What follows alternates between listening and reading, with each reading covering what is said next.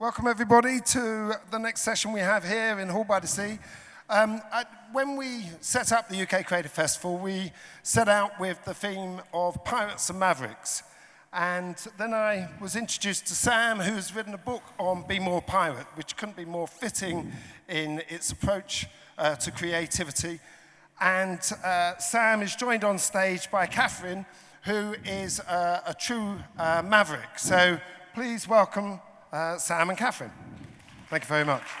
Thank you. Thank you. Thank you, Jeremy. Thank you. I'm not here to talk about pirates as such today. I'm here to talk about something a little more recent, something that Katherine and I have been working on together for the last 12 months of our life. What if we were to suggest there were one thing that could align all of the problems that you're facing, unlock the creativity that we seek, and answer every challenge that we face? And what if scientifically I could promise you that we could use that force to drive you to be your best, to use your mind and your body at its full potential, to unlock possibility? Well, we can. And that's exactly what we want to try and spend the next hour or so explaining to you in a way that we can measurably improve, because that one thing is uncertainty. Now, on the whole, by and large, we know that uncertainty gets a bad rep, right? It largely has a very negative connotation.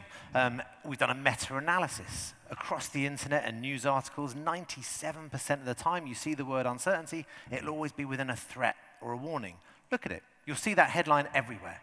Never is it presented as an opportunity. But that's a huge mistake, because we know through history, uncertainty can be one of the greatest drivers of human innovation and creativity, bar none.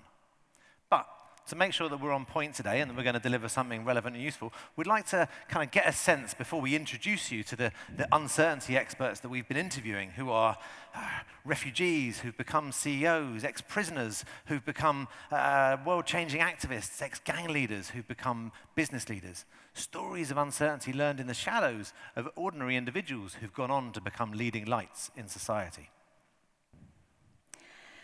So these people, right, they have these incredible skills. Sam found them, I analyzed them with science, and I looked at what those skills were. How did they navigate uncertainty? How did they champion themselves in this time, at a time when we're failing in so many levels?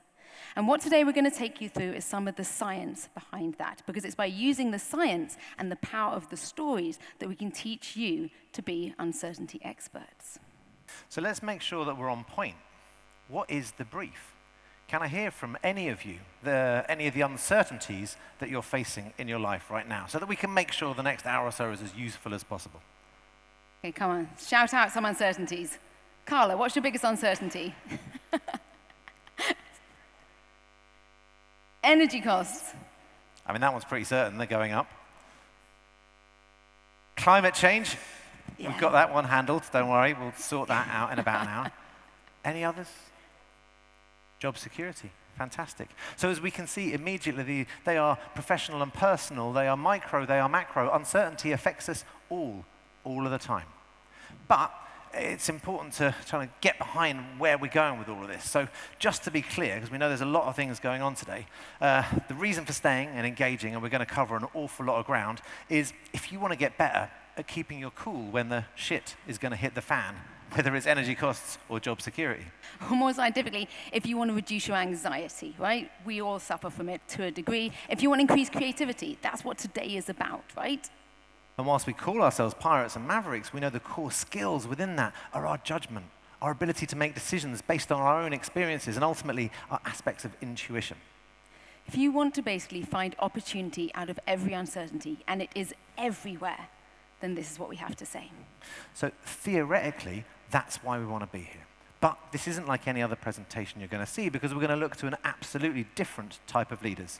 These are some of the uncertainty experts that you're going to meet and that we've been working with. From Carl Loco, who turned from a gang leader to a business leader, from Nadia's rare illness that very nearly took her life, to now being a world-changing activist and author, to Hilda Nakabuye, one of the world's leading climate activists after she nearly lost her entire family to climate change, right through to Morgan Godwin, who left a life of prison in a one of the most secure penitentiaries in America to go and change laws, and many, many more. Unusual stories of individuals who believe and understand that innovation and creativity also often shadows, but they took the lessons from the shadows of uncertainty to become leading lights in society. And this is what gets even more exciting, because yes, we're going to learn from these incredible people and their stories. But behind that, I created a science team to dig into what was happening in their minds and bodies so we could teach it to you guys. We have, in no particular order of preference, Professor Daniel Richardson from the Social Experimental Lab at UCL, Dr. Avri Bilovich, who led the experiment design. He's from the Center for Uncertainty Decisions at UCL as well. We have my all-time favorite, Eni Kukutuomala, who not only works at Imperial College, but also is the lead empathy designer for the Finnish government. And the incredible Sarah Selby, who's an interactive designer and a lecturer in digital culture. These are the people who helped me break down and understand the science behind the stories. So Katherine and I assembled this cast and crew of unusual stories of an incredible scientist to put them together into an experiment unlike anything else. And to give you an example of how it began, exactly 12 months ago, we released this trailer. And that precedes the 20,000 people who've been through it now, the data of which and the insights we're going to share.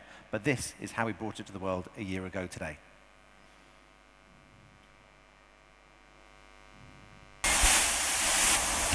It's not that I don't feel fear. I most definitely feel fear with everything that I do.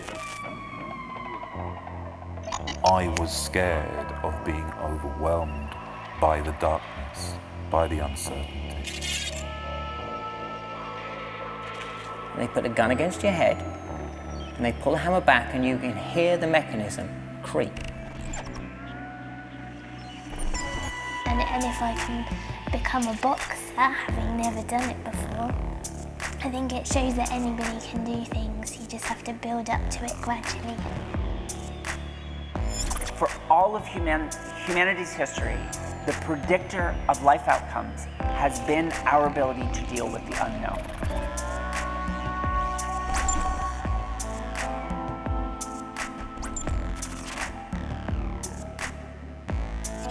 And that means that you can create what you couldn't previously create. Because now you know more, so you can do more. You see more, so you can be more.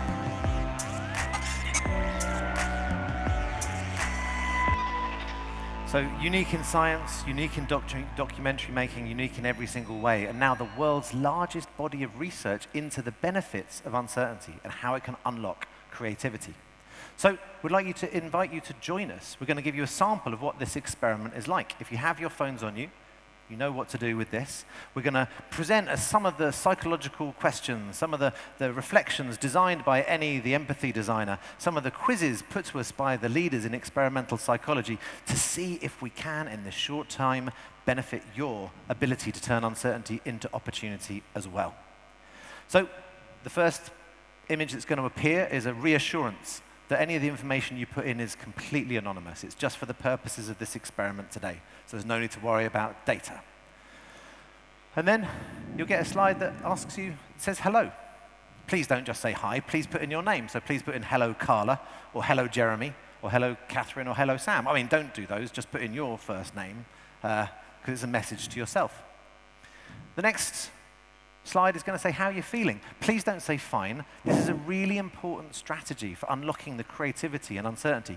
Can you identify right now physically or emotionally how you're feeling? Are you warm? Are you itchy? Are you uncomfortable? Are you hungry? How are you actually physically feeling? Can you get in touch with that right now? And the next one sounds similar. What are you thinking? And I know hopefully you're thinking, this is a very interesting presentation. But you're probably thinking, when do the bar open? Are we going to win the awards? This isn't as good as the last talk we were in. Whatever it is, can you quickly get in touch with the connection between your thoughts and your feelings? We're going to keep coming back to that. It's a way to anchor and navigate your way through uncertainty. And then it's going to ask you to wait for it. And that means wait for it, because we're going to work through these exercises together. So when it comes up, wait for it, phones down, and we're going to move on to the next part of the story. Are you all with us? Yes. Great. Yes. So, as we've said, uncertainty routinely is seen as a negative. And if we want to do one thing when you leave this room, next time uncertainty comes into your world, no matter what it is, you'll be better able to see it, not in its black and white sense, but in a more bright, vibrant, and colorful, opportunistic sense. And we really mean that scientifically. Well, I do at least, because that's important to me.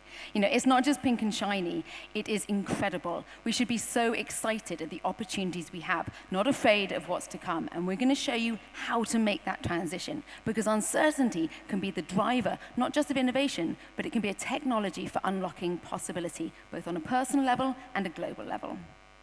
Now, our guess is that at the moment, probably on an intellectual level, you're with us. Yeah, sure, okay, I've seen that post on Instagram. I've seen that inspirational poster. Yeah, sure, uncertainty can unlock opportunity. We get it intellectually. But as we're going to keep coming back to, uncertainty isn't just in the brain, it's also a feeling. So to give us a sense of that feeling, just before you all came in, Katherine and I each took an envelope. As we've discussed, this is going to be a live scientific experiment, and we need 2 volunteers. So when you weren't here, we went around the room and we placed an envelope under 2 of the seats so that we can have 2 volunteers to come up and join us on stage for the next hour to be our participants in the live experiments. So to find out if you're joining us on stage, could you reach under there? It'll be a little bit scary, but ultimately rewarding. Are you one of the lucky people? Anything under there? Will you be right here? Oh, the uncertainty. Have we picked the wrong chairs? My friends, no need to worry. What we were just trying to bring you back to, and there's a reason why public's #1 fear is live presentations on stage, was just to bring you back to that feeling. So whilst you're there, can you just describe to yourself, can you articulate that moment, that feeling of uncertainty of, oh shit, is this about to be me? How did it feel in your body? And what did you think at exactly the same time? And now you're all sitting there probably thinking, I'm okay with uncertainty. I do lots of things in uncertainty. But it's not just about thinking about it, it's about feeling about it. Uncertainty affects us cognitively and emotionally. We feel it. This is us. This is me on a daily basis faced with uncertainty. Inside. Outside, I pretend I'm in Westworld. Inside, that's me. That's all of us, because it's a fear. It's a fundamental fear that we have. This was one of the papers we started with this whole project, one fear to rule them all. Our brains are deathly afraid of uncertainty. That's how we survived way back when. But we need an update. We need to modernize it, because our brains get stuck on autopilot and they want to keep us safe. We don't need to be safe in that way. We need to innovate. We need to tackle that fear. So this is something that I learned, and as Katherine has been an education to me in science. I am not, as it will become very clear, a scientist. But in the last 12, 18 months, I feel like I've had a near PhD. And some of the things that I've learned I want to share with you. Firstly was this idea that the brain, shown in scans, can't tell the difference between fear and excitement. It literally lights up in exactly the same way. So we get this real potential for an opportunity to unlock the positive possibilities of the paradox that uncertainty presents. It is shown that uncertainty is the #1 driver of anxiety disorder globally, bar none. It sits behind all of those challenges. But again, science and history tells us that it's the greatest driver of creativity. So that becomes a choice. Right? It's happening to us subconsciously. So how do we begin to unlock the positive side of the brain and the opportunity that uncertainty presents? And this is where it gets wildly exciting, because there is a key to unlock that in our brains, and it's called uncertainty tolerance. If you remember one thing from today, remember this, because this is the skill set we need. Uncertainty tolerance is a trait, it's a psychological trait, and what it means is when your brain realizes there's a moment of uncertainty, your tolerance, whether it's low or high, decides whether your brain freaks out and tumbles down a path to anxiety and shutdown, or opens up and boldly heads towards uncertainty, excited about the possibility that's there. And most importantly about this, it's a psychological trait, so we can measure it with a psychometric test. And even more excitingly, we can change it. We can increase your tolerance. So a low uncertainty tolerance, or a low UT as it's rather unattractively known in scientific terms, is pretty bad. A low uncertainty tolerance in recent evaluations around political campaigns, including Brexit, the Donald Trump campaign, and across Latin America, People with low uncertainty tolerance are more likely to fall for conspiracy theories, for fake news, for polarized politics. We are more divided. We're less able to sit with people that we disagree with. We have greater levels of self-doubt. Our indecision goes up. But again, uncertainty doesn't just affect us mentally or cognitively. We become more exhausted. We get more tired. We're more impressionable. We're more anxious. Low uncertainty tolerance is a pain in the neck. But high uncertainty tolerance, which is what the amazing experts that Sam collected, the stories for us to learn from, they all had high tolerance. And yes, that means you really grow in your own life. But when you ladder that up to your work life, to social problems, we have better collaboration skills, we have greater empathy, we're better making decisions, we have greater emotional resilience, and we're more open-minded. And that is really important. You're probably wondering where you sit on this scale, and we're going to give you a chance to measure your own uncertainty tolerance right away. But on average, from the 20,000 people who've been through our work so far, the vast majority of us, around 65%, are low. Right? That's probably not you, because there's a higher creative propensity to the community that have come today, and creativity does correlate with higher levels of uncertainty tolerance. But this is our friends. These are our colleagues. These are the people we're relying on to make decisions. And if those decisions are going to be more negative, more divided, less energetic, less creative, and less diverse, then that is the reality, the subconscious reality of what we're working with. Yeah. And this is our government as well. And so just to really show you what high uncertainty tolerance does, I want this scientific asset I use quite a lot to show you what will happen in your life with high uncertainty tolerance faced with the modern world we have today.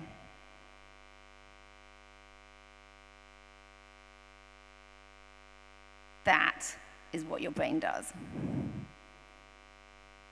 One of the best things about being taught by science by Katherine, is her ever-dependence on brilliant memes, which you're going to get used to as well. Where does this sit, and how do we get our hands on it? Well, it's quite hard to do, but hopefully I'm going to show you how I learn it, which is going to be the more basic end of the science that you're going to meet. The professor of experimental psychology, Dr. Daniel Richardson at UCL, who's backed us on this project, explained to me where it does sit. And it's just behind what we think of as our consciousness, like the prefrontal cortex, the executive seat of decision-making. Just behind that is where uncertainty tolerance lives. Now, I'm going to give you an example so you can feel where that place is. Can you all take your index finger for a live scientific experiment? And I'm going to ask you all to draw a letter on your forehead. The letter is going to be a capital Q, you know, a big circle with a little tail. Can you apply your finger to your forehead and draw me a Q? Okay, great. Now, based on what you've just done, those of you who drew the tail of the Q to your left eye, some of you need to remember, that's very good. Can you raise your hands? What do you reckon, Katherine? That's about half? 40%? 40%. So psychologically speaking, and this has been verified across numerous tests, you drew the Q for the benefit of Katherine and I. You drew the Q for the rest of the world. You are known to be and understood to have a higher level of empathy. You see yourself in relation to the world that sees you. You're also statistically better liars. It's a science fact. Who drew the Q to the right? Okay, so you see yourselves quite surely in the world. You expect the Q to be written for your benefit. But perhaps you have lower levels of empathy. So you don't know that, right? But this is how we're made. These are the biases of the world. This is how you're preconditioned. So every single aspect of uncertainty tolerance, whether you're worse at making decisions, more likely to run into doubt, more likely to be divided when uncertainty strikes, is already in you. And that's why this work was so powerful to me, because I think I've got choice over everything. And it just turns out we don't have as much choice as we think. So this is where we're operating, just in that place, behind our conscious. So there's a lot of stuff we're throwing at you, we get it. If it was up to me, we'd probably have some sort of exam, because I love that stuff, but we're not going to. What we're going to do is the reverse. At the end of this presentation, this talk, there's going to be a QR code, which is firstly going to take you to the actual psychometric test analyzed by UCL. It's a giant experiment we're still running to test your uncertainty tolerance, and all the assets, some of the source and papers and information that we're covering today. Because we get it, not everyone was here for some science lessons. So let's put this into context. What is the world we're looking out at? Now, we drew this in a particular moment of uncertainty in the pandemic, but we want to be clear. What we've tried to create is to be useful not just for now, but for the next decade, the decade of disruption that's been known. Now, you don't need me to tell you some of the forecasts. The World Uncertainty Index indicates it's the most uncertain period of human history, bar none. But I like this. headline. It sums it up. It's from the Financial Times, so I thought it was relatively objective. And it gives me this strange feeling when you think, the easy part is over. Is what that does to me. And I wondered to myself, how many more times am I going to say, surely this has been the most difficult few months of my life? But that's what this is heading for. This is determined for the next few years ahead. And now, in case you need some more sort of science validation of how fucked we are, this is one of my favorite studies, and also one of the most distressing studies I think I've ever come across. It was the Global Assessment Report, the UN's flagship report. A numerous incredible consortium of scientists looked at the disaster rate in our coming future. Now, a disaster scientifically is an incident of such negative impact that it has a certain level of death rate. So the Pakistan floods or the wildfires, earthquakes, things like that. The forecast is by 2030, that's 7.5 years away, we will be having a disaster, 1.5 disasters a day. A day. That is so overwhelming, we cannot currently cope with that. We will not be able to cope with that one bit. And to make this even more, more aware of how this is, that was the most conservative projection that these scientists came up with of a number of projections based on what is about to happen to us. That is why we really need to get that uncertainty tolerance out of our subconscious mind and reprogram it to face the future, which is going to happen. So with 1.5 disasters on that magnitude taking place a day, how ready are we for that? Let's get a quick check before we then go into giving you some tools. Could you return to the survey on your phone and give yourself a measure? This is an important and valid measure. Where do you rate your ability, your agency, your own sense of toolkits, when you're faced with the kind of uncertainty we know is coming down the line? 0 is, we've got no chance. We don't really know what to do. Where do you rate yourself as we stand right now? And we're going to come back to this score. We're going to see if we can move it in the 49 minutes that remain. Okay. Okay. Now, the reason why we need to look at uncertainty and take it very, very seriously is because it sits under so many things. All we're doing right now is faffing about and actually targeting the symptoms of uncertainty. We haven't realized until this point that uncertainty is this killer arch villain. What you've probably noticed around you, whether it's on a personal level or a governmental level or at work, is just the inability to make sort of decisions, right? And in action, we're pivoting, but where the hell are we pivoting to? Burnout is at an all-time high. It's terrifying. And then just personally, look around us. We're all exhausted. We're all overwhelmed. We don't know where to go or what to do. And what sits underneath this is uncertainty. And we've got to start tackling the root cause, not just the symptoms.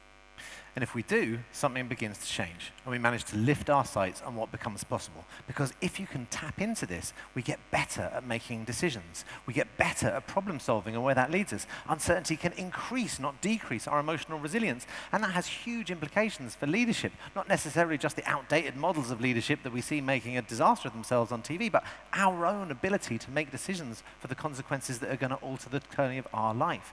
Innovation, creativity, well-being, and the driver of them all is uncertainty tolerance. So that's the bit. It's hard to get our hands and heads around, but if we can move past the symptoms into causes, then we get our chance to get near a real solution for the real challenges we face. And the good news is we can, and we are working on a solution. Like I said, we're taking this out of your automatic sort of brain programming, and we're reprogramming our uncertainty tolerance. But what we know from neuroscience now is that uncertainty affects feelings and thinking. That means your brain and your body, and we now know they are completely linked. So any approach to up your uncertainty tolerance so you can be like the uncertainty experts has to address both of them. That's something we're not used to doing, but we're going to show you how. So, to put us into context where we were at the beginning of this whole thing, I'd found myself through the journey of creativity, of writing a book around change, of running multiple agencies, all directed at how creativity can unlock social uplift. My world fell from under me. Through a huge amount of emotional upheaval and separation into the pandemic, I found myself without any kind of income and with a very changed family circumstance to maintain.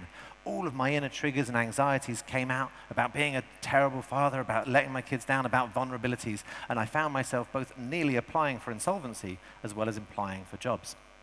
Out of these interviews that I began doing with the uncertainty experts, looking for a new type of inspiration, I found a clue, a cause, and it scared me. But I didn't go back to problems I'd gone to before. I began something new, and on a pile of cardboard box against a green screen made up from my home, I began telling their stories combined with science, and I discovered something.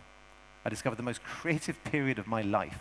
And I've always been looking to make some kind of difference. And out of the fear, I also discovered something with the biggest opportunity to make a difference in my entire life. And that's where I came in, because while he was studying uncertainty out in the wild, I was in the labs, mainly at UCL. And now while that's an image of me trying to make science look cool, as if we like ride around in Ducatis all the time, it's not. It's more like plastic chairs and Windows 95. And I love science, and I love humans, and I study the mind, and I am so inspired by all we can be. But what I don't love is the way science is done in tiny silos, in non-real world situations. You know, the scientists I work with are incredible minds, but they don't talk to the scientists down the corridor, let alone creators or people in the real world.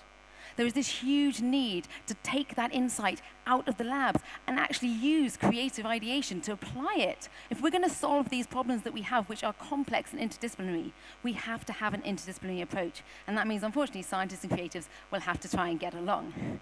So when Sam came to me with this sort of embryonic project, and he had these incredible stories and these incredible people, my challenge was to go, okay, these are people who have these neural pathways with really high uncertainty tolerance.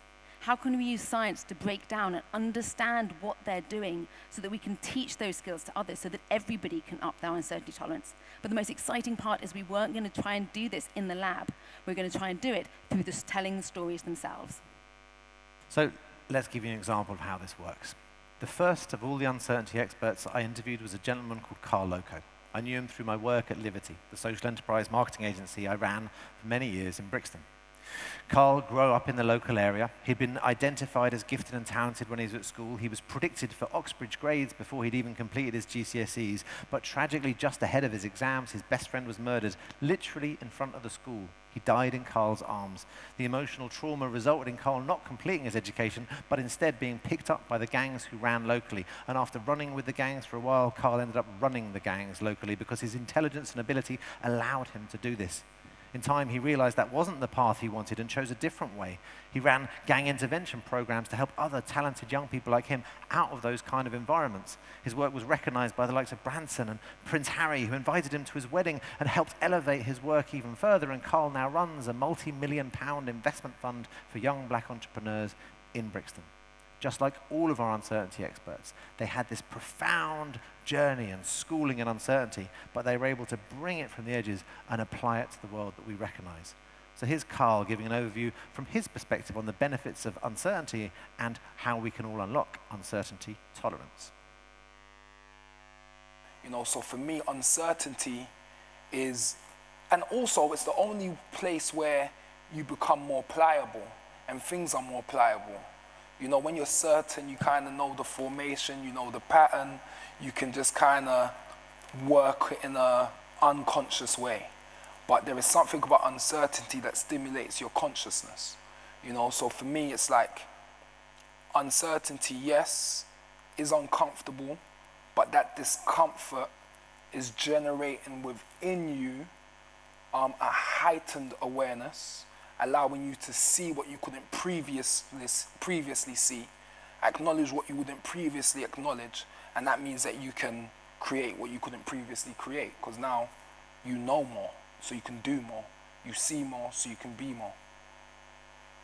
And I would take these stories and the full interviews back to Katherine in the lab to understand what was going on behind the scenes. And there, for example, Carl has perfectly pinpointed something he realizes intuitively is one of the reasons he leans into uncertainty and why his tolerance is so high. Sam earlier talked about uncertainty driving creativity. It does so because what we know is that in moments of uncertainty, our brain has the capacity, especially if we have high tolerance, to open up. It becomes more pliable, it absorbs more information, it has the capacity to take on more ideas and perspectives than it can in any other moment of the day. And through neuroplasticity, it has this capacity to quickly adapt and reprogram itself. There's lots of little nuggets of science that really stuck with me, and one of my favorite facts here is there are two states in which the brain reaches its optimum state for learning. One is uncertainty, and the other is psychedelics. So it depends on which one of those is more appropriate for your daily life, but periods of uncertainty can give us this great moment to learn. Katherine then introduced me to this amazing report by a professor called Tetlock, whose thousands of data sets assumed that the people who were best at uncertainty were going to be the specialists, the most successful, the highest status. But that wasn't the case. It was people like Carl. It was the most open-minded amongst us. And it's in being open-minded, that's why neuroplasticity and psychedelics play a role, we become our best at uncertainty. So, time for reflection, back to yourself. And what we're going to try and identify throughout this is that you already have the capacity for being uncertainty experts. Can you identify, and I'm sure you are all very open-minded people, but can you identify when you are at your most open-minded? It's a deceptive question, right? I imagine if I asked you all, are you open-minded, you'd all say yes, but when? Is it when you're on deadline? Is it when you've got to submit a project? Is it when you're going to a meeting? On psychedelics? Is it when you're on There are moments we'd like to be open-minded all the time, but we're not. How do we know that? So it's interesting sometimes just to reflect that we don't always know when we're our most open-minded. So then the follow-up question, how do you access that state? If you are stressed, if you are having a difficult day, if you are on deadline, if you are tired, if the kids are driving you mad, how do you get back into an open-minded state? Do you have a route? Do you have an escape plan? Not many of us do, but it is a safe space in which we are all good at tolerating uncertainty. Okay, I'm going to show you an example. If we're talking about open-mindedness, what do you see here? Who here sees a man with a big beard? Hands up. Ooh, you open-minded bunch. About 30%. Who here sees something else? What do you guys see? Whoa, that's really good.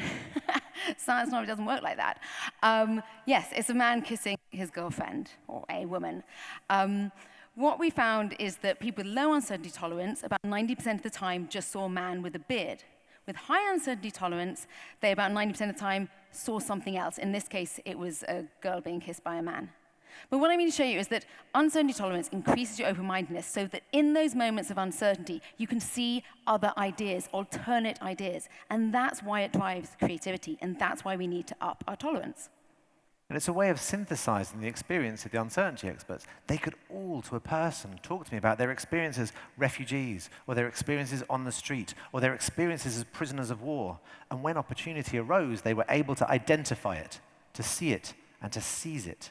And so that gives you an idea. Imagine 90% of the time not even being able to see there's this guy kissing a girl's forehead. So, in summary, the science, the explanation, the stories allow us to reduce anxiety and increase productivity. But if I wanted to put it in the kind of terms that I'm interested in, and I hope that you'd be interested in, that might be helpful, my simplest summary would be uncertainty tolerance allows you to worry less and do more. I think that sounds good. Does that sound good? Sounds all right. That's what we need right now, right? Right. So, this is Dr. Bing, one of our uncertainty experts, and she summed it up perfectly for me. Worry less, do more seems pretty lo-fi. It's everything. And actually what we've identified through this research, through the other research going on around the world, it's the key skill set you need for the 21st century. It's the difference between us collapsing into 1.5 disasters a day or sailing out of it and surviving. So, we'll break it into two halves and show you a couple of uncertainty experts who'll teach us to worry less and some who'll teach us to do more. Interoception. Anyone heard of it here? Okay, no, it's okay. We put it twice because no one's heard of it and spell check doesn't even recognize it. In about a year and a half, you will probably hear about it. Who here's heard about emotional regulation?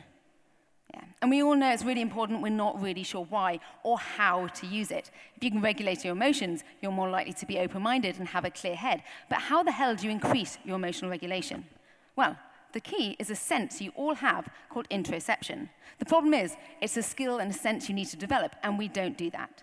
Interoception is a neuroscience term, and all it means is your ability to be connected to your body and aware of the physical changes that happen when you feel an emotion. When I get scared, how much do I notice my heart rising?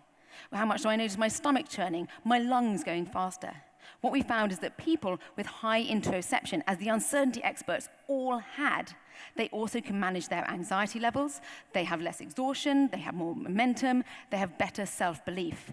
It is the key to emotional regulation, and it starts with being more connected to our emotions, better able to recognize them, not what we do most of the time in this modern world, get overwhelmed and disconnect. The way Katherine made this make sense to me was talking about my 2 daughters. Kids typically have low interoception, and they can't tell if a tummy ache is worry or needing the loo. And it's exactly there, in that space, important skills to be able to differentiate.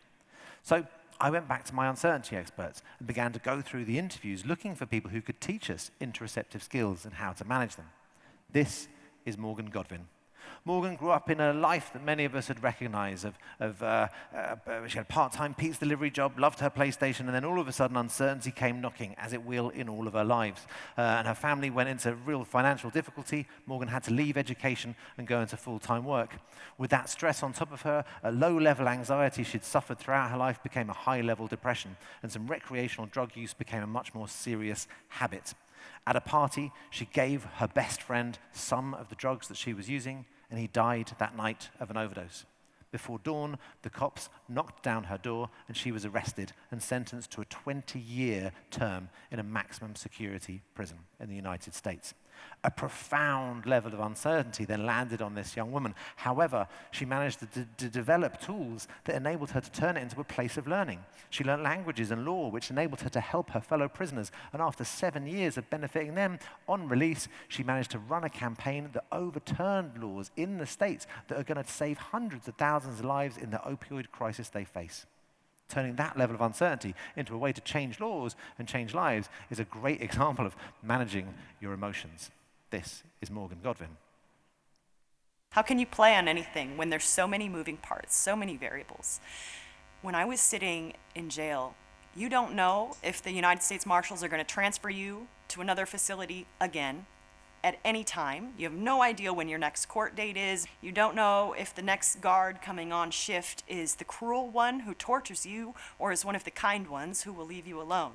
So there's just this perilous uncertainty that you just have to accept. Radical acceptance. You just have to sit with it. You have to turn inwards and control all of your internal variables because it's all you've got. I couldn't control my surroundings. I couldn't control who I was being bunked with. I couldn't control my next meal, but I could control my mindset. So other just from the sort of that paradigm shift of my mindset, one of the things that helped me most in jail that I have been doing almost every day during COVID, and it's to redefine productivity. It's to, in the morning, redefine what is going to make that day be defined as a success. Okay, so what Morgan demonstrates really beautifully is her amazing emotional regulation. She does that through this new concept I'm introducing to interoception, because I'm afraid fear is never going to go away. And even if you think you've got a handle on it, it's automatic. But it's not about not feeling the fear, it's about recognizing it. And when you recognize it, the switch goes in your head, and your prefrontal cortex gets back in control, and you can regulate it. You can acknowledge the fear and not be fearful or anxious. And that's an understanding of our sympathetic nervous system. Now, I don't know who here has sort of done A-level biology and remembers it, but basically, it's what's known as fight or flight. Or freeze. It's an automatic response when my brain picks up on something that's going to make it anxious, a threat, real or perceived. My body floods with adrenaline, and that's when my heart starts to race, my stomach starts to turn, and I prepare my body for my response, an automatic response, fight, run, or just stand still and hope no one notices me. It's automatic. So I wasn't aware of the sympathetic nervous system, although I think it's a very well-named bit of science. And here's a little fact that really stuck in my mind. You know that everyone's familiar with the fight, flight, or freeze response, but did you know we actually have 7 Fs? We are born with, evolutionary, we have 7 responses to uncertainty and threat, and amazingly, they all begin with F. Anyone know the others? They are to fawn, if you're under threat, to try and appease, to feed, fatigue, or fuck. Not all of which are appropriate for many of the environments that we'll find ourselves in at this stage in evolution. So you can see if this is our toolkit that we're born with for uncertainty, it's clear why we need an upgrade to the operating systems we've got so we can deal with it better. I'm going to give you an example of this now. I mean, we do have some upgrades, I'm going to be honest, but some of them are not very good. I mean, I can see the bar out of the corner of my eye. One of the greatest upgrades that man has invented, alcohol. It's great to soothe the nervous system and help you regulate your emotions. Who here would like a drink right now? Honestly? Well, you're probably pretty regulated. You're down there, we're up here. But like I said, you might think that you're okay with fear when it shows up, or you can recognize it, but it's automatic. And also I can say to you, well, do you know what fear feels like in your body? And you'll say, sure I do. Do you really? How connected are you? So this is one of the techniques Katherine taught me for interoception. If we can name our emotions when we spot them, if we can actually literally articulate them scientifically, we're better able to manage them. Ergo, if you can describe what fear feels like in your body, when it arrives, you'll be able to override your autonomic systems that take place faster than your brain can ever think. But who knows who can describe what fear feels like in their body? Well, we're going to try a test. This is another test given to us by Dr. Richardson at UCL. I really enjoy this one. We're going to give you a fright. Is that okay with everyone? Okay. Now, I'm going to explain it. We're going to show you a video of a small car driving through some winding countryside roads to some soothing music. And just when you're beginning to feel relaxed and enjoy it, something's going to jump in from the side and cause you to scream. Does that sound scary? I mean, you all know now. How scary can that be, right? In your heads, you're thinking, well, this possibly can't scare me. You're now prepared for it. But what this is going to demonstrate is that our fear response has got nothing to do with our conscious response. So you think you're not going to be scared, but watch out, because our body will override it. It works faster than our brains can when it sees threat. But I want you to check as it happens, because if you do feel scared, I want us to recognize how it feels. So watch the car. Keep your eyes on the small car.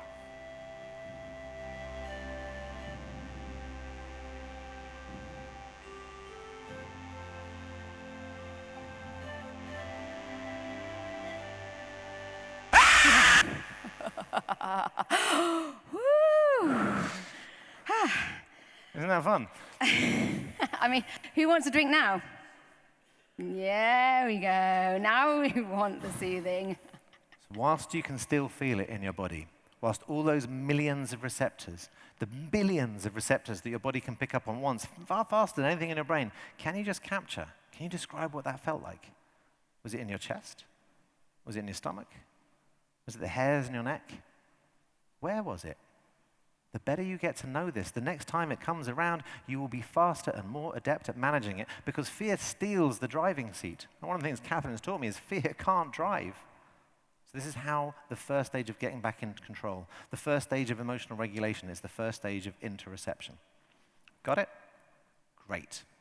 Okay, now the reason, as you can see, why we need emotional regulation and why the first step is recognizing our emotions is because when we do, we can switch our systems. And we switch it from SNS, sympathetic nervous system, to this, the parasympathetic nervous system. It's the calmest system of the body. It's the one that allows you to think clearly. Because when you're in the other one, your thinking goes, your behavior goes, it's a mess. We need a dominance of this if you're going to navigate and be your best in uncertainty. And just as we have fight and flight, on the other side of it, it turns out we have rest and digest. And this, my friends, is our creative state. This is when we can both process food and process ideas. So it's our job to pull ourselves out of the high arousal that risk and uncertainty can put us into and push ourselves into the rest and digest state. And this is, as we discussed, in that subconscious place. And it's why it is so important to exercise, because similar to a muscle, not exact a metaphor, but similar to a muscle, it can be trained. Yeah. And if it doesn't, it gets pretty bad. Exactly. And like we said, in the show, The Uncertainty Experts, we teach people a lot of exercises used by the experts to help, once you've identified fear, regulate it. Because if you don't, safety behaviors occur. Now, we talked about that drink earlier. Safety behaviors are maladaptive habits that happen automatically in the face of a threat. And all they're doing is trying to soothe you, take you away from that awful feeling you just experienced. So they do that by soothing you or distracting you, but what they do is they take you away from the perceived threat, which means taking you away from uncertainty, closing you down, taking you away. You want to go towards uncertainty because that's where possibility and ideas lie, but you've got to get there. So like we said, they're subconscious. So part of the work we do is helping people identify them, because if you want to rewire your mind, you have to make the things that are habits conscious so that you can reprogram them. And all of us can do that. That's the exciting thing. This is something that I'd never heard of. And just like me, of the 20,000 people who've gone through this so far, it's often cited as one of the most useful tools, knowing what your safety behaviors are. My shorthand for this, after having it explained by Katherine, is fake safe, the stuff that you do when you feel uncomfortable. Can anyone identify their own? Do you know the things that you find yourself automatically doing? Well, I'll give you a couple of clues. From the 20,000 people who've come through it so far, the most commonly cited safety behavior of all in a moment of uncertainty was deference to alcohol. And this was a game changer for me, because the world has been pretty uncertain for me, and it allowed me to identify the glass of wine you might enjoy and the glass of wine that you're doing just because I'm feeling like a terrible parent at the end of a stressful day. I mean, the bottle of wine, perhaps. Second up was sugar and snacks. When all of a sudden you've been having a really good day, feeling good about yourself, something's gone wrong, and all of a sudden there's a bag of crisps or a bar of chocolate. Inboxes and busyness. Today's really difficult. I'm not enjoying this, so I'm going to give myself light, simpler things to do. I might just create a couple of meetings. Starting fights. Who hasn't done this? Suddenly found themselves in a fight with their loved one because they've been triggered by something else. So all of a sudden you're in a fight, and can I explain how I got here? And lastly, procrastination. Most commonly cited within that was social media. But overboard, procrastination. Suddenly find ourselves scrolling, looking for that little hit to take ourselves away from the uncertainty that's in front of us. Do they feel familiar? Can you imagine how much time we could have back in our lives for creativity if we were able to regulate that, if we could spot the fear response and control it and regulate it? And we did. This is what we did with the stories. We took these stories, these incredible people, and we have still a live experiment, and I hope you will all come and join us on it. We taught people these skills. We taught them to recognize their safety behaviors so that when they came up, they knew what they were doing, and they could actually develop coping mechanisms, behaviors that went towards uncertainty at the same time of making them feel better rather than away. What was amazing to me is the people we tested were doing better on sort of what we call cognitive restructuring, rewiring their mind to be more positive rather than doing negative behaviors. And we beat cognitive behavioral therapy. We beat the success rate of cognitive behavioral therapy just using stories and lived experience. Which is pretty remarkable for something presenting itself as a documentary. So, to finish this section of Worrying Less, I present you with the question that Morgan gave to me. Morgan was profound in her ability to manage her own regulations, and one of the strategies she used was a huge kind of reframing. So, I'd ask you to another question on your phone that she asked me. Can you identify an adversity, a great adversity in your life that you're proud of? Now, pride isn't necessarily the emotion that we'd associate with the challenges and the adversities and the trials of life. But in time, it's what happens. It's what leads to that famous Nietzsche quote, whatever doesn't kill you makes you stronger. And if we can begin to identify what it is that we've gone through that makes us stronger, we begin to change our relationship with it. I did this. As I said, was going through a huge amount of emotional upheaval, the tragedy of divorce, the trials of single fatherhood. But if I look back to the death of my father, the near insolvencies I faced, if you go back to each of them, hard as they were, the horrible feeling of failure and shame and guilt that comes with all of those things, I was able to identify the skills they'd given me, the empathy, the power to listen, the ability to stand back up. And something begins to change when you can make that cognitive restructuring process. So I'd ask you another question. Having considered an adversity in your life that you now feel like you're proud of, none of those things that I've listed did I ever assume that I'd be proud of one day. Can you identify the power it gave you? What it left you with? What the upside was? And that's not so trite of me to say that every cloud has a silver lining, but it is our ability to grow. And that's really where it comes from, the power of reflection and integration of all of these processes. And I should just add that everything you're writing now is completely anonymized. No one will ever see it's related to you. That's a UCL absolute GDPR promise. So within the context of this documentary that we produce, we meet several uncertainty experts and several scientific concepts. We spend quite a lot of time until we can measurably prove that we reduce the drivers of anxiety and allow people to worry less. But we don't have time for that today. But hopefully there is at least a bit of insight there that you'll be able to take away and use so that we can move on to the stage of do more. And the concept that we want to get to there is meta-awareness. Now, we've touched on this a lot for the last 45 minutes. This idea that so much of our habits and our behaviors are just going on autopilot. They're subconscious reactions. We're not in control. We're not acting. We're just reacting. There's a key concept that we teach people, which we learned from the uncertainty experts, we explained by science, and we taught all the participants, and that's to become aware of their own thinking. It's called meta-awareness. It's also known as metacognition and meta-learning. By being aware of all the thought pathways that you have, you can pull out the maladaptive ones, and you can replace them. You can reprogram with thoughts and thinkings that drive decisions and behaviors that are positive, that again lead you towards uncertainty, towards creativity. And it's easy to learn, so that's the good news. And when you do, you find things like your negativity bias drops, your open-mindedness shoots up, your adaptability, your agility goes up, and you can solve problems in a new and innovative way. These are all correlates of meta-awareness. And all of these were big and new concepts for me to get my head around. But much like when Katherine explained interoception through the lens of my children and their tummy aches, I was also able to get my head around this idea of meta-awareness through my grandmother, who constantly talks to herself. And that was always told as a sign of madness. But one way of getting better at becoming more aware of your thoughts and your thought processes is to talk them over, to question them, to become more aware of this above your conscious brain. The uncertainty expert who most aligned themselves to this, once I took my interviews to Katherine and the scientists in the lab, is Dr. Vivian Ming. Dr. Ming's life, like all of our uncertainty experts, started out, again, relatively recognizable. In Dr. Ming's younger days, he was a man and going through university, which he was struggling with. He dropped out of university. He felt unable to admit that to his parents, moved out of his home without anywhere to go and without any income, soon found himself homeless. With nowhere to live, he broke into a car and was sleeping there, managed to get himself a gun. So clear was he that he was coming towards the end of his life, with a gun in a glove box, counting the nights until he was going to take his own life. An intervention was made. His intellect was recognized, and he got a place at MIT and then Stanford. He was part of the team that invented the facial recognition software that's on your phone that allows you to make animojis, which incidentally got picked up and taken by the CIA, but that's a different story. And now with some kind of positive progress, momentum in his life, he confronted the great uncertainty that he was most challenged to tackle, which was his desire to transition gender. And he confessed this one night to his fiancée, and before they were married, he did. And together they were married. And now, as a woman, Dr. Ming has become recognized as one of the world's leading computational neuroscientists, just championed in the Financial Times and Forbes recently amongst LGBTQ+ leaders. She's an extraordinary woman, an extraordinary scientist doing incredible things. And just like Carl, here she is on the benefits of uncertainty, directly related to creativity. These are the skills that prepare us for the unknown. I mentioned this word before, meta-learning, learning to learn. If you asked me right now, the world is very uncertain. We're entering this decade of uncertainty.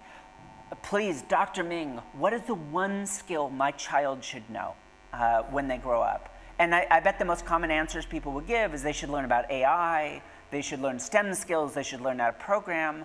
No, that's insane. How would anyone know what they should know in 10 years? The only person that could answer that question is them 10 years from now. So what do you need to give your child? The ability to explore the unknown, the ability to deal creatively with uncertainty. That is the predictor. And here's the thing. My contention is it always has been. For all of humanity's history, the predictor of life outcomes has been our ability to deal with the unknown. The rest of it is admittedly what we needed to build society and civilization, to run agriculture, everything else that the guy bitches about in Sapiens. We did need a certain collective action to reach there, but we don't need that anymore. Or at least we increasingly will not, as the routine work is done by machines.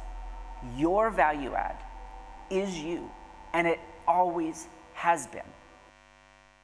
Uncertainty tolerance. I mean, a key skill set. Like, why aren't you taught it at work? Why weren't you taught it at school? I mean, have you ever used a quadratic equation? No.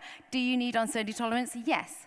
And what she's talking about here is our ability for our brains to make predictions. We call it predictive processing. She has recognized quite radically, well, it's now known, but it was very radical a couple of years ago, all our brains do is to constantly make predictions about what's about to happen. That's how they keep us safe.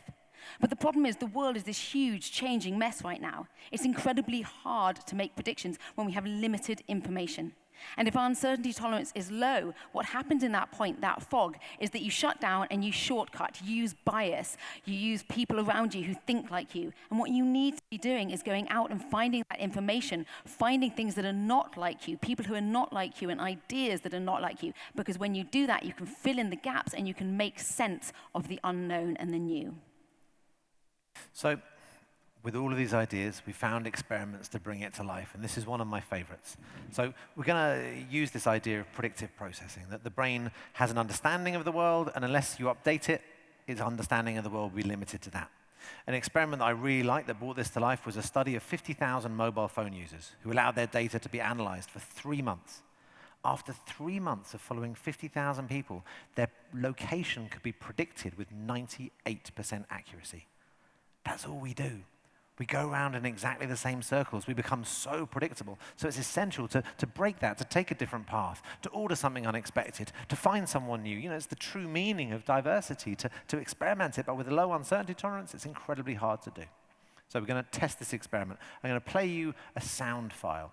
It's a message. It's a human voice with a really important message. It's from a professor, it's from an employee, it's from a partner, it's from a child, it's from someone really important. So you've got to listen, right? But to synthesize the experience and the environment of uncertainty, we've distorted the message to make it hard to hear. You know, like when you ask for directions and you're in a hurry, and someone says, yes, yes, yes, left, right, left, and you're like, yes, yes, yes, and don't remember anything. So we've done that deliberately to this, and then we're going to try and update your predictive ability to see if we can inform your brains now, live. So here is the first sound file. Listen carefully. Very important message.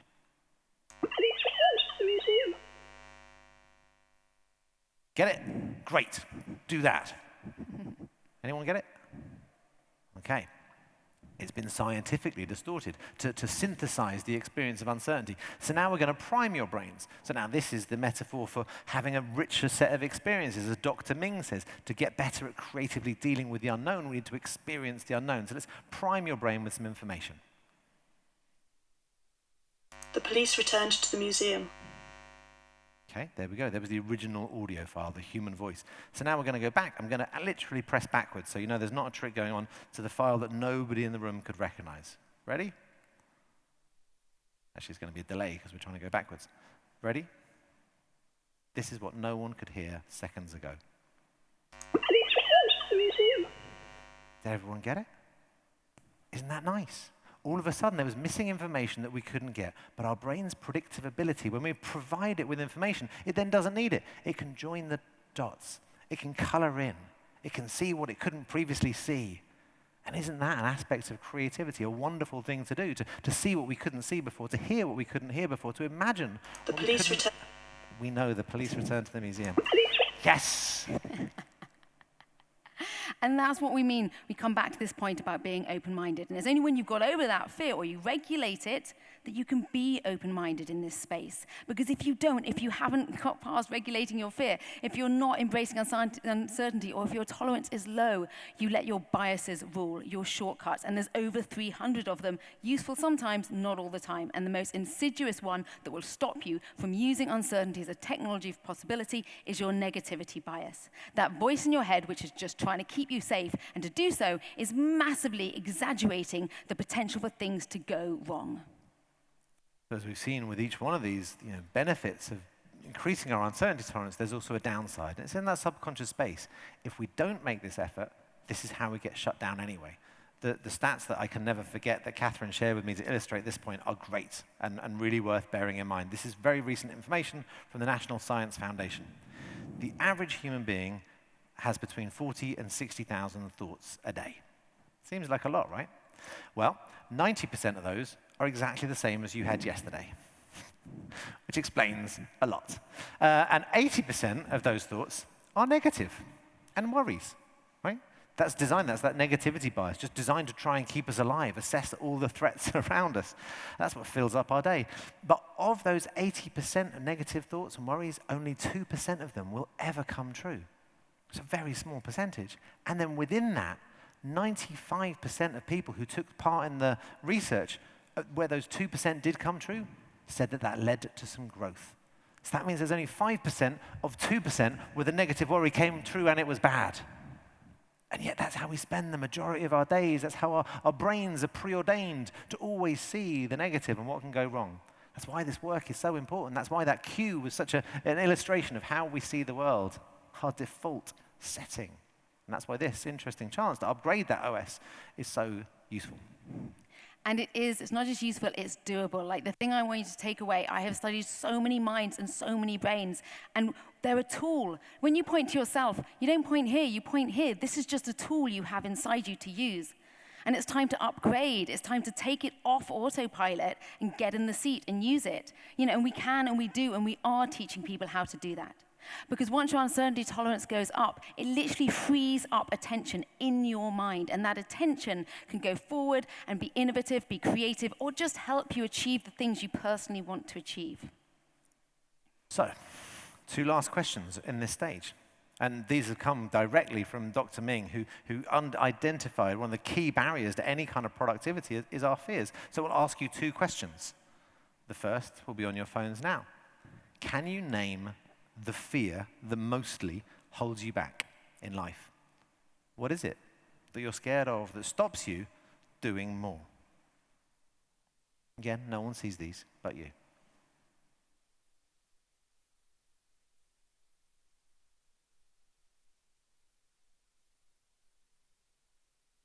No looking over the shoulders. That's not scientific. It breaches our ethics. And then, once identified, can you think for a second and identify a regret, if not the regret, that you most want to avoid in life? What is the regret that you do not want to have a month from now, a year from now, a lifetime from now?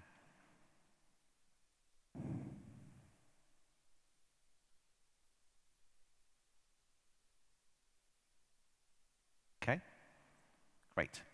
So that sums us up overall. Again, in the show, we have a full 3 separate 1-hour episodes, multiple uncertainty experts, numerous scientists. We've tried to cram in quite a lot, but hopefully to give you some tools. And as Katherine said at the end, we've got a bit of a cheat sheet for you to take away to hopefully access the benefits of the uncertainty experts, to unlock your uncertainty tolerance, and to lead you to a place of being able to worry less and do more. And just to sum up some of the stats of the data that we've taken, and we've had 20,000 people, all analysed by UCL, going through this over the last couple of years, and it's still live. What struck me the most was how similar we all are, and the things that we share, and the qualitative data was really striking. 85% of people who we talked to said their greatest fear was the fear of failure. It was fear, it was worry, holding them back. 90% of them said the regret they most want to avoid was missed opportunity. Everyone wants to worry less and do more. And the key to that is our uncertainty tolerance. And once you reframe that, it's clear to everyone that there is nothing that's going to lead more to missed opportunity than a fear of failure. And if you put those 2 things together, one of them outweighs always the other. And suddenly our short-term fears that hold us back can be outweighed by considering and holding on to our long-term regrets that we most want to avoid. One of the key concepts that Katherine and the team gave to me is that the brain has no understanding of abstract concepts like time. So if you can hold that worry and that concern next to each other, the brain will evaluate it as if they're both in front of you, enabling you to make decisions that will get you past your short-term fears in times of uncertainties based on your long-term desires not to face regret of the opportunities that you might miss. So, it's probably at least one question in someone's mind. That all sounds very interesting, but what the fuck are they actually going on about? What is this experiment? What are all these things? And how does it all kind of pin together? We know. It's a work in progress. It's an active piece of scientific research. But what we have done is put it into a model and summarized it. And this has come out of the 20,000 people we've had, and more to come as we go global with this live experiment, project, documentary, intervention, call it what you will, to up your uncertainty tolerance. And the first is that you have 3 things that happen when you hit uncertainty. People feel fear, whether that's anxiety, a smaller bit of worry, or panic attacks, sleeplessness. We've all been somewhere on that spectrum. The second outcome that people identified as the negative impact of uncertainty after fear, very closely after fear, people talked about confusion, indecision, the horrible sense that we then summed up as fog. That really seems to be a huge emotional negative impact of uncertainty for most people. And lastly, we found that people were experiencing stasis, being stuck, listless, meh. We want to pivot somewhere amazing, but we're stuck right here. So none of them sound like particularly nice things, but we felt it was important to get here because very few of us are walking around thinking, uncertainty is my main problem. We're thinking it's our worries or our inability to sleep last night or the challenges that we've got in front of us or climate change or work security or energy prices. But when we begin to get this sense that what sits behind them all is uncertainty, we get to a space of these emotions. And these emotions are what drive so many of our decisions. And when we saw this, we were particularly pleased because it meant the framework we were giving back to science and humanity had such a lovely alliteration. You're welcome, science. What we then saw was by the process of the show, we were able to shift that space and shift people out of fear, fog, and stasis through the concepts that Katherine had taught. Exactly. And when you see there, you see fear, fog, and stasis. And we teach people skills that ladder up, that increase their uncertainty tolerance. Interoception was one that helps with emotional regulation. Meta-awareness is one that helps you in the fog. Embodied cognition, well, you can Google that. That's a whole part of part 3, which we don't have time today. It's very exciting, but it leads to intuition, just as the meta-awareness leads to greater agility. Just as interoception means you can use that fear as a driver for action rather than reaction. And what's important is that sits behind 3 of the things which we're really struggling, 3 huge challenges we have on a personal level, on a government level, on a societal level. And that's our well-being, our need for innovation, and our need for a new type of leadership. Still probably thinking, yeah, right, but what the actual fuck is it? What's this thing that you've made that you seem so excited and enthusiastic about? Well, to kind of summarize, we'll break down the kind of key component parts as takeaways. So you've got some stuff that you can use as of now. It presents as a documentary. That's how we brought it to life, with 3 one-hour episodes. The first around fear, fog, and stasis. We interview the uncertainty experts, we interview science. Just by watching the show and having these interactive reflections come past, we take people on a journey. We deliberately researched and chose individuals whose experiences violate normal stereotypes. It's not just Elon Musk or the other typical role models we've been given before. It's people whose experiences sit outside most of our experience sets. And then it's science-based. Katherine and her skills of science communication allows the audience to understand what's going on in our own bodies and minds. And then this ongoing period of interaction forces people to reflect in a way that we very rarely get to do. And then all of this pieces together over the weeks, the 3 weeks that it rolls out with all the research papers, the podcasts, the things that people can sit behind. And what we saw was the integration of actual learning and then change. By change, we got the evidence to back this up. I was very used from my marketing background to telling stories and leading to inspiration. But what Katherine and the academics brought was a body of evidence that sits behind it. And of course, behind it all, it shared my passion for interdisciplinary design, which I mentioned right at the beginning, this need for the interdisciplinary approach. You know, it was science-informed creativity. We used science to break down and understand the stories of the incredible people from the shadows that Sam found, the people we need to be listening to. But we also used science to test it, to test whether we could really, in those 3 hours telling the stories, change people's uncertainty tolerance. We tested at the beginning through an 85 7-dimension psychometric experiment, and at the end, all analyzed by UCL. Which means we get this remarkable set of skills, right? Who knew? People talk about getting comfortable with the uncomfortable, but did you know you can measure it? There's a scientific measure for comfort with ambiguity, for risk-taking, for resilience. We put all these things together, and this really got me excited, because as I've said, I'm not a scientist. I'm usually quite happy with an inspiring talk, but we ended up with actual real results that the scientists gave back to me as a set of numbers that I couldn't understand. I said, what is this, Dr. Bilovich? He said, Sam, this is statistically significant research, one of our most successful psychological interventions yet, which allows me to make wavy charts like this, which is not a scientifically valid chart, I'm just going to have you know.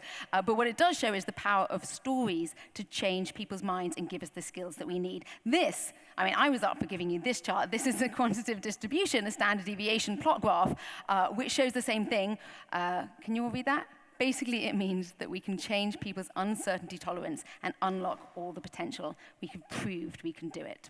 And what became really profound here, and eventually once that explained to me how it works, was that before the intervention, then after the intervention, and then most importantly, 6 weeks after the intervention, when we wanted negative associations like anxiety drivers to go down, they did, and they stayed there. And when we wanted positive associations like creative risk-taking to go up, they did, and they stayed there. 6 weeks on, beginning to try and find things that were going to lead to lasting action and change. And why this comes back to me is so important. I spent my whole life trying to fight the levers that work against the same groups who always suffer from uncertainty. We find ourselves in a place where for 200 years, a certain group of people in the West have built societies and structures that don't tolerate uncertainty. And now in a way, as we try and re-understand, redefine, or even decolonize notions of uncertainty and its extreme unfairness, prejudice, and institutionalized prejudice within it, something has to shift. And it's this notion of leadership, of questions and challenges, and some of them are really profound. And if they're going to be done and rethought, it needs to be at a level of significant change. This is a very recent piece of research. This is a global innovation leave, and what you can see is that uncertainty tolerance, or an avoidance of uncertainty, affects innovation at a global level. Our chance of reimagining the structures that we've created that hold us in this fragility are weak. This is 100 different countries. So this is the largest macro evidence that we've got that our relationship with uncertainty demonstrably affects our ability to create the change that's needed at the scale and pace and radicalness that is required.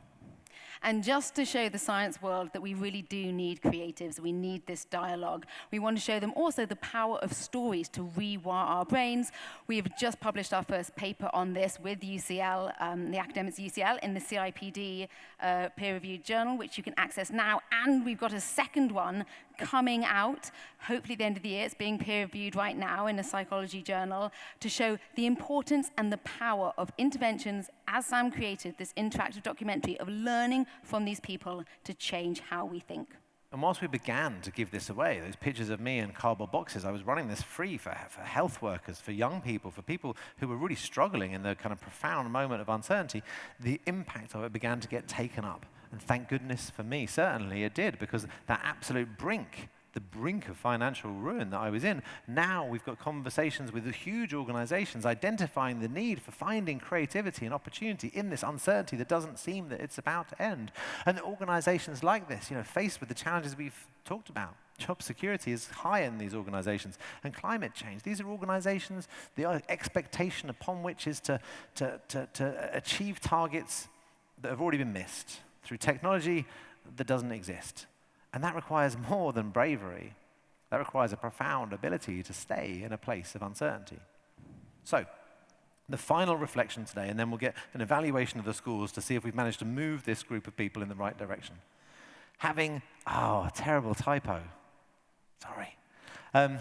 Having understood what we've seen, if we can take it, these are verified sources, the material Katherine references, a peer-reviewed journal.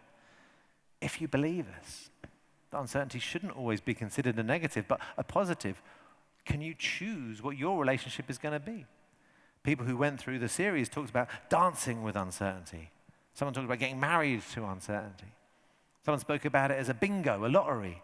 At least being able to accept that it equally has the capacity to open us up as much as typically we think that it can shut us down. And by stating what our new relationship is going to be, the positive and creative becomes more possible.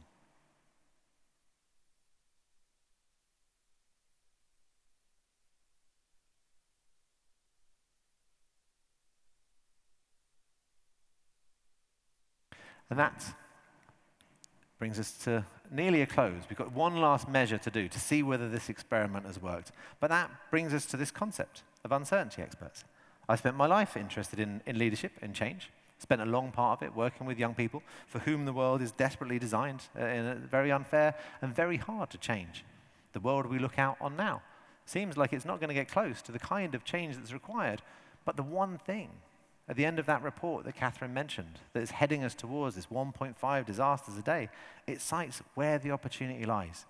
And it's why we've even been contacted by the UN around climate change, because the opportunity does lie in this space of uncertainty.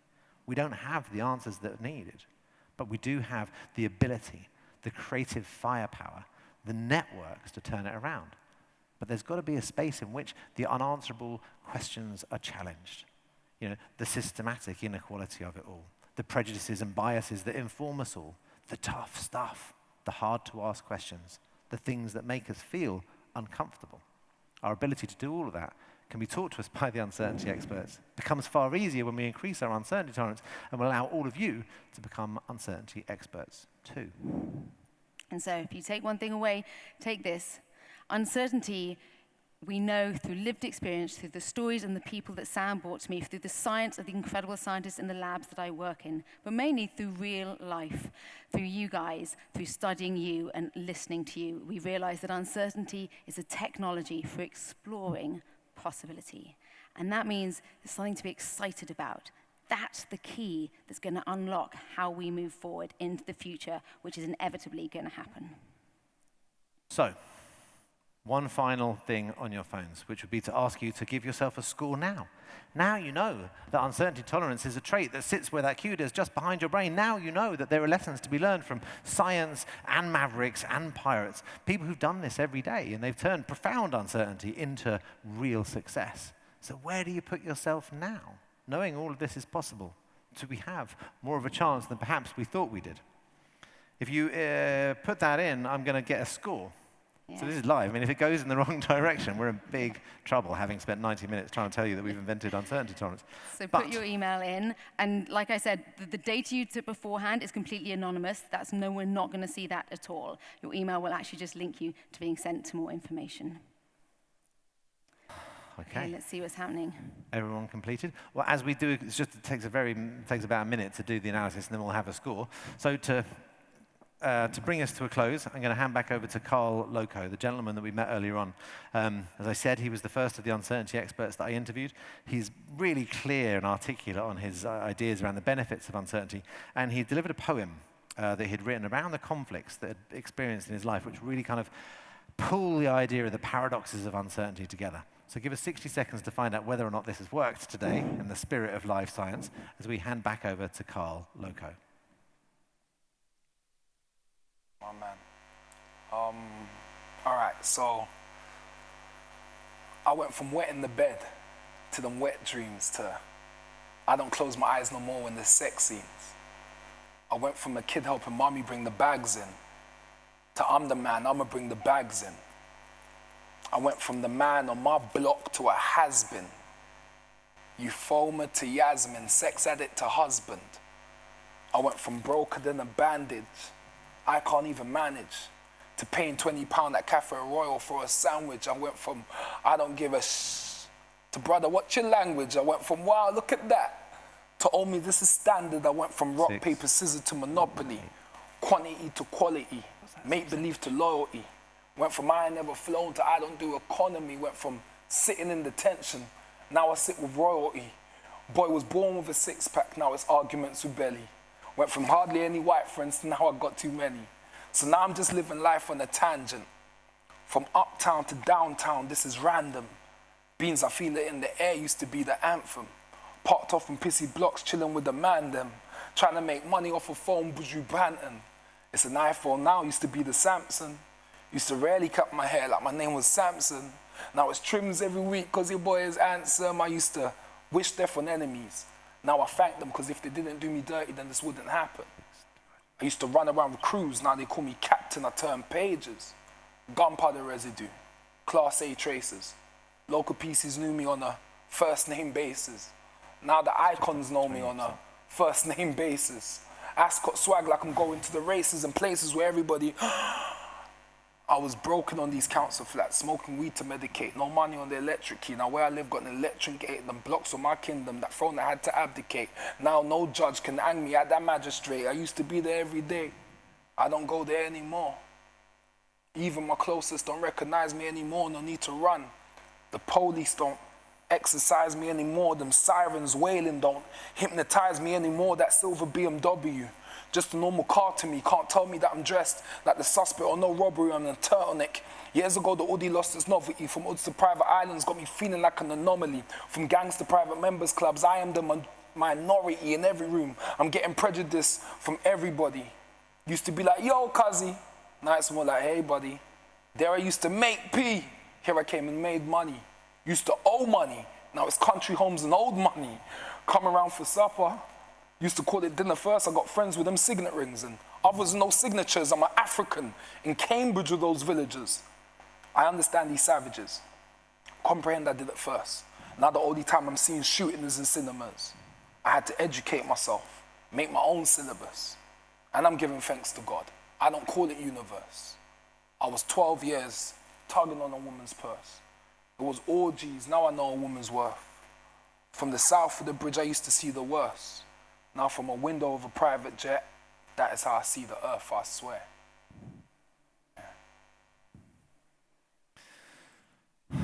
So we found inspiration for the paradoxes and possibilities of uncertainty everywhere. And fortunately, we found them in this room too. We can share the slides with you. We couldn't quite hook them up to the projector. But you can see that from those of you who've answered, the average score at the outset, we scored ourselves at 6 out of 10, which isn't bad. That's not bad, actually, considering the nation data. The average starting point is usually around 5.1 to 5.2, but we thought as a creative bunch you'd have a higher than usual uncertainty tolerance, and this is just one measure of the several that we test. At the end of the session today, we've increased to an 8 out of 10, 8. which is about a 30%. Well, our maths was struggling a little bit at the end. Yeah, anyone can actually do, anyone instant maths? It's a significant increase. So, ladies and gentlemen, we find ourselves at the end of this live scientific demonstration, an increase from 6 out of 10 to 8 out of 10, and proof that together, collectively, we can, through science and story, through Piants and Mavericks, increase our uncertainty tolerance and be better able to face down the challenges coming our way with solutions that work better for all of us. Thank you all very, very much. As we no, thank you very, very much. Thank you very, very much. Yeah. I'm going to get out of the way of this. As we promised, we know there's an awful lot that we've tried to cover. We are at this exploratory stage of all of this, and we're really trying to make it as open as possible. That will sign you up to a couple of emails where you'll get the uncertainty tests, so you can find out yours, some of the cheat sheets, the CIPD report, and other stuff as well along the way. If you want to take part, Uncertainty Experts tickets are available. We have a special code. It's entirely voluntary. It's just a trust basis for young people, for frontline workers, people who are unemployed, for students, which is an 80% off ticket. So if that seems suitable to any of the young people or causes that are around, please do feel free to use that. And if people still find any financial barrier, just get in touch with us, and we'll make sure that places are available for anyone who'd benefit from it and would like to come on board the program. And that, my friends, is us. We wish you all the very best of luck in the uncertain world we're all heading into. Thank you.